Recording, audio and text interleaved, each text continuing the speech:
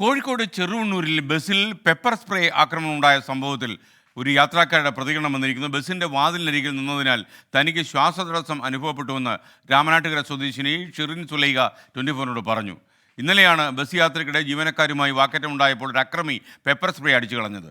തുടർന്ന് അക്രമി ബസ്സിൽ നിന്ന് ഇറങ്ങി ഓടി. ഒരാൾ വന്നിട്ട് അവിടെ ഒരു വാതിൻ്റെ അവിടെ ക്ലീനർ ഉണ്ടായിരുന്നു. ഓലെ എനിക്കെന്തോ കച്ചറെന്തോ കണ്ടു ഞാൻ. അപ്പോൾ പിന്നെ രണ്ടാൾക്കാർ കുടിച്ചിട്ട് ഒരു തമ്മിൽ അങ്ങോട്ടും ഇങ്ങോട്ടും തള്ളും കണ്ടു ഞാൻ. രണ്ടാൾക്കാർ ആരാന്നറിയില്ല, ഒരു കുടിച്ചിട്ട് എന്തോ പ്രശ്നമൊന്നും മനസ്സിലായില്ല. പുതിയ ബസ് മുന്നോട്ട് എടുക്കുകയും ചെയ്ത് ക്ലീനറായി ഇടുകയും ചെയ്തിട്ടുണ്ട്.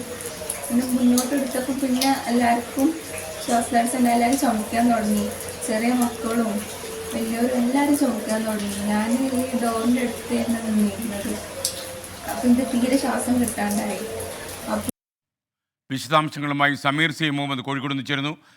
Sameer C Muhammad, good morning. എന്തൊക്കെയായിരുന്നു ഈ സംഭവത്തിൻ്റെ പിന്നാമ്പുറത്ത് നടന്നത്?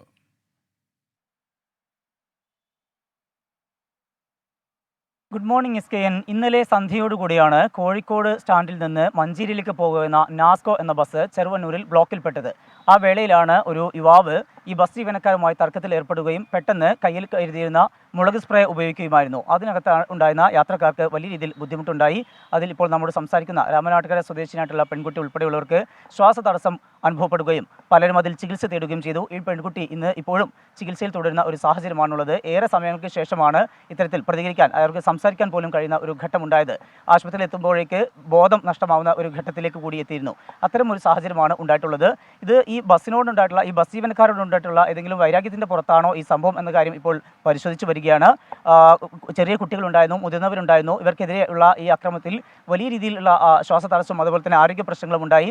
ഒപ്പം തന്നെ ഈ ബസ് ജീവനക്കാരനായിട്ടുള്ള ഒരു യുവാവും ഇപ്പോൾ ചികിത്സയിലാണ്. മഞ്ചേരിയിലെ സ്വകാര്യ ആശുപത്രിയിലാണ് ഇയാൾ ചികിത്സയിൽ കഴിയുന്നത്. ഈ സംഭവവുമായി ബന്ധപ്പെട്ട് ഈ പെൺകുട്ടിയുടെ പിതാവ് പോലീസിൽ പരാതി നൽകിയിട്ടുണ്ട്. അതിൻ്റെ അടിസ്ഥാനത്തിൽ നല്ലളം പോലീസ് കേസെടുത്ത് അന്വേഷണം ആരംഭിച്ചിട്ടുണ്ട്. ഈ പ്രതിയെ, ഈ അക്രമിയെ നാട്ടുകാരെല്ലാം തന്നെ, അവിടെ ഉള്ളവരെല്ലാം തന്നെ പിടിച്ചു വെച്ചിരുന്നു. പക്ഷേ ഈ ആളുകൾക്ക്, യാത്രക്കാർക്ക് വലിയ ആരോഗ്യ പ്രശ്നമുണ്ടായ പശ്ചാത്തലത്തിൽ അവരെയൊക്കെ ആശുപത്രിയിലേക്ക് മാറ്റുകയും മറ്റ് പ്രാഥമിക ചികിത്സയൊക്കെ നൽകുകയും ചെയ്തതിനിടയിൽ ഈ യുവാവ് രക്ഷപ്പെടുകയാണ് ചെയ്തത്.